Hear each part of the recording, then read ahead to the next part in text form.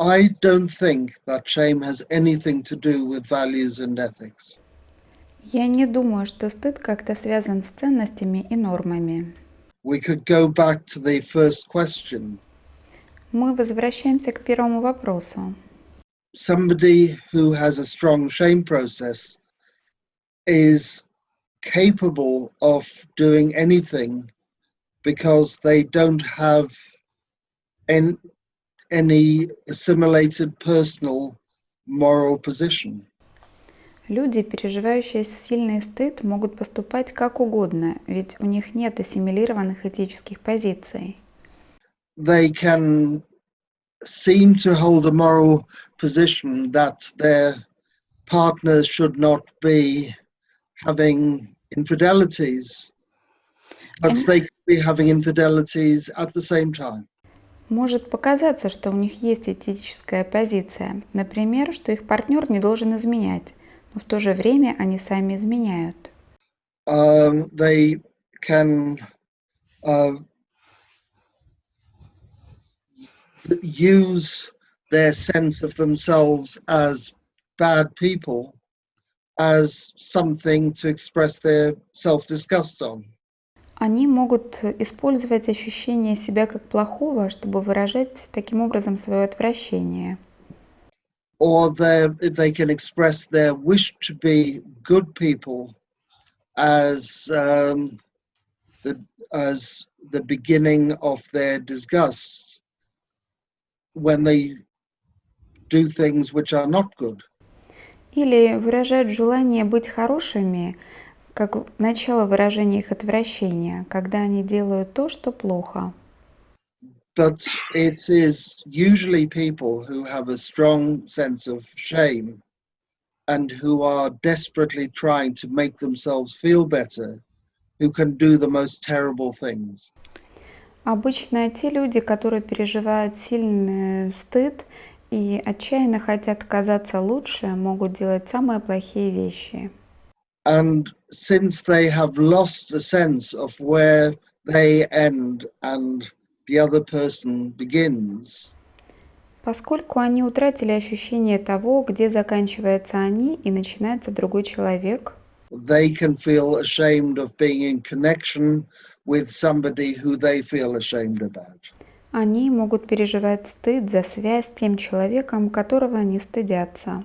So the parents who can feel ashamed if they think their children are doing something that they are ashamed about. Так родители могут стыдиться за детей, за то, что те делают то, чего можно стыдиться. But that can also be seen as them using their children as something to be ashamed about. Это можно рассмотреть по-другому. Они используют своих детей, чтобы было за что стыдиться.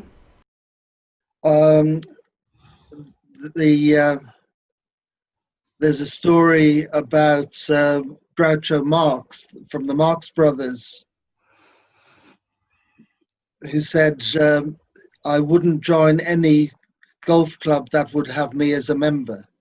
Есть история из комедийного сериала «Братьев Маркс», в которой говорится о том, что он не будет вступать ни в какой гольф-клуб. So if they would have me as a member, they must be bad themselves. По причине того, что они уже плохие, только потому, что я буду членом этого клуба. The background of it was that he was refused membership of a golf club because he was Jewish. На самом деле он отказался от членства в гольф-клубе только потому, что был иудеем. So he couldn't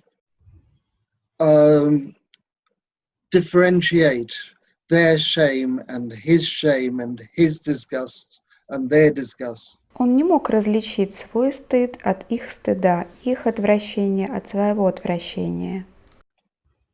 In a way, the answer to the question is the same as the answers to the other two questions. В каком-то смысле ответ на этот вопрос такой же, как и на два предыдущих. The objects within themselves of the shame is random. It can be almost anything. Объект стыда внутри них, он случайен, он может быть всем чем угодно. I had a male client who was very narcissistic and spent up to 7 hours in front of a mirror every day when he first came. У меня был нарциссический клиент, который, когда впервые ко мне обратился, проводил около 7 часов перед зеркалом.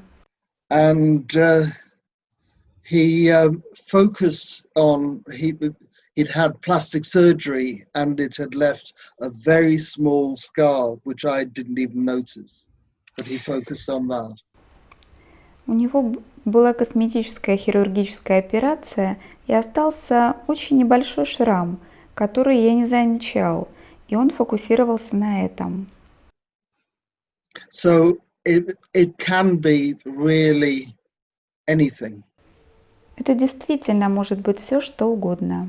And it's not really worth trying to classify shame in accordance with what it is they're ashamed of. Не стоит классифицировать стыд с точки зрения того, чего можно стыдиться.